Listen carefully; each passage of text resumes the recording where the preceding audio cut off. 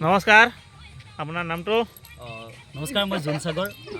মোৰ প্ৰফেশ্যন হৈছে এক্টিং আৰু ডাইৰেকশ্যন কৰোঁ। আজি আমি এটা ভিডিঅ' কৰিছোঁ দাদাৰ চেনেলটোৰ নাম লটিম মিউজিক, আৰু আপোনালোকে চাই থাকিব। এছামিজ ব্লগ, আমাৰ মহিবুল ছাৰৰ লগত বহুত আগতে চিনেমা কৰিছিলোঁ আমি এখন কৰিছিলোঁ ভাল বহু বছৰ আগতে 2013 মানতে কৰিছিলোঁ। তেতিয়া আৰু আজি বহুদিনৰ মূৰত গংগা যমুনাত লগ পাইছোঁ। তেখেতেও আহিছে ব্লগ কৰিবলৈ আৰু আমি আহিছোঁ শ্বুটিং কৰিবলৈ। খুব ভাল লাগিছে। ইয়াৰ মানে পৰিৱেশটো এটা মানে মিঠা মিঠা পৰিৱেশ বুলি ক'ব লাগিব, প্ৰকৃতিক সৌন্দৰ্যৰে ভৰা। খুব ভাল লাগিছে আৰু আমি কামটো কৰি জাষ্ট আজৰি হ'লোঁ। আমাৰ লাষ্ট শ্বুট এন্ধাৰতে হ'ল, লাইটিং চাইটিং কৰি কিনে কৰিলোঁ। আৰু আপোনালোকে পাব সেই ভিডিঅ'টো আমাৰ লটিম মিউজিক চেনেলত। আপোনালোকে চাই থাকক আৰু এছামিজ ব্লগক মৰম দিয়ক। আৰু গংগা যমুনাৰ নিজৰ চেনেল আছে, সেইবিলাকো চাব। আৰু গংগা যমুনাৰ যিটো পৰিৱেশ ফেচিলিটি সম্পৰ্কে দুআষাৰ ক'ব নেকি? ফেচিলিটি মানে কি, গোটেইখিনি ভালে আছে। বহাৰ কাৰণে ভাল ভাল ৰুম আছে, প্লাছ আপোনাৰ ভাল ভাল প্লেচটোতো এনেই ধুনীয়া হওক, বহুতে জানে। আৰু যিসকলে নাজানে এবাৰ আহক, ভিজিট কৰক, ভাল লাগিব, চাওক। টিকেটৰ দামো বেছি নহয় মাত্ৰ, আৰু কিবা কিবি মিলাই কিনে এনেকৈ ভাল লাগিব, আহক। হেৰি, এতিয়া আমি লগ পাইছোঁ এই গংগা যমুনা এগ্ৰ ৰিজৰ্টৰ লগত জড়িত এজন বিষয়ববীয়া। তেখেতৰ পৰিচয়টো আমি জানিম। নমস্কাৰ। নমস্কাৰ, আপোনাৰ নামটো? মোৰ নাম শ্ৰী ৰূপম ডেকা। গংগা যমুনা এগ্ৰ ৰিজৰ্টত মই মানে চোৱা চিতা কৰোঁ ইয়াতে আহি কিনে।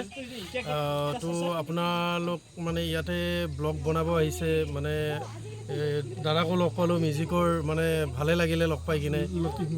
লতিফ মানে দাদাক জানো বহুত, মানে আগৰ পৰা মানে চাইছোঁ দাদাৰ মিউজিক, মানে শুনিছোঁ, মানে যথেষ্ট ভাল লাগিছে মানে ইয়াতে আহি। লতিফদা কেনেকুৱা লাগিছে ইয়াতে? মোৰ ভাল লাগিছে। মই নেদেখিলোঁ ইয়াত, বিৰাট ভাল পাওঁ। লোকেল জেগা আৰু আগতকৈ বহুতখিনি ভাল হৈছে মই শুনামতে। মানে কি আপুনি নেদেখিলেও মানে অনুমান এটা কৰিছেনে যে মানুহ চানুহ আপুনি এতিয়াও ভৰি আছে? এতিয়াতো মানে ৰাতিয়ে হ'ল, ইমান ধুনীয়া এটা পৰিৱেশ আমাৰ গংগা যমুনাত। আগতকৈ বহুতখিনি ভাল লগা হৈছে। আগতে মই আহিছিলোঁ নহয়, তেতিয়া এই লাউৰ গাছ আছিল, মই তেতিয়া তাত টিকেট কাটা জেগাত কৈ গৈছিলোঁ লাউৰ গাছ বোলে কাটি দিব। এইটোৱে এবাৰ কিন্তু কাটিছে। মই আহি পেলাই সুধিছিলোঁ, লাউ গছটো কাটি দিলে ইয়াতে। এতিয়া মানে কি মানে বাহিৰৰ ফৰেন গছ, মানে ভাল ধুনীয়া আপোনালোকৰ ভৱিষ্যত পৰিকল্পনা কি আছে? ভৱিষ্যতৰ পৰিকল্পনা বহুতেই আছে। এতিয়া মানে ক'বলৈতো মানে বহুত মানে দীঘলীয়া হৈ যাব, মানে বহুত ডাঙৰ ডাঙৰ প্লেনিং আছে ইয়াতে।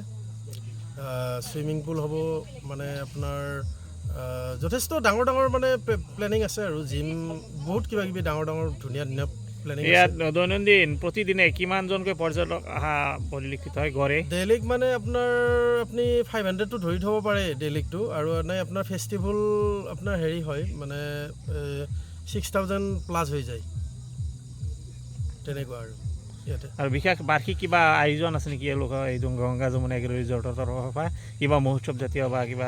ইয়াতে মানে কি আপোনাৰ ফেষ্টিভেলত মানে আমাৰ প্ৰগ্ৰেম পতা হয়, ষ্টেজ প্ৰগ্ৰেম কৰা হয়, মানে আপোনাৰ গায়ক মাতা হয়, ডিজে মানে পাৰ্টি আহে। কেতিয়া হয় এইটো?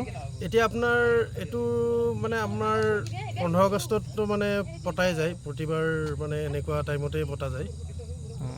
আৰু কিবা পাৰ্টি চাৰ্টি, যদি বাৰ্থডে পাৰ্টি বা কোনো ধৰণৰ পাৰ্টি কৰে বা পিকনিক পাৰ্টি কৰে, তাৰে কিবা ফেচিলিটি কেনেকুৱা ধৰণৰ? ইয়াত খৰচ পাতি কেনেকুৱা ধৰণৰ?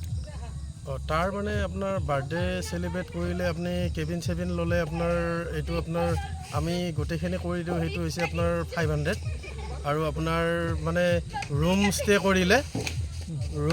কৰিলে আপোনাৰ সেইটো আপোনাৰ হেৰি হোৱা যায়, মানে 2500 টকা লোৱা যায়। ঠিক আছে, জানি ভাল লাগিল, ধন্যবাদ।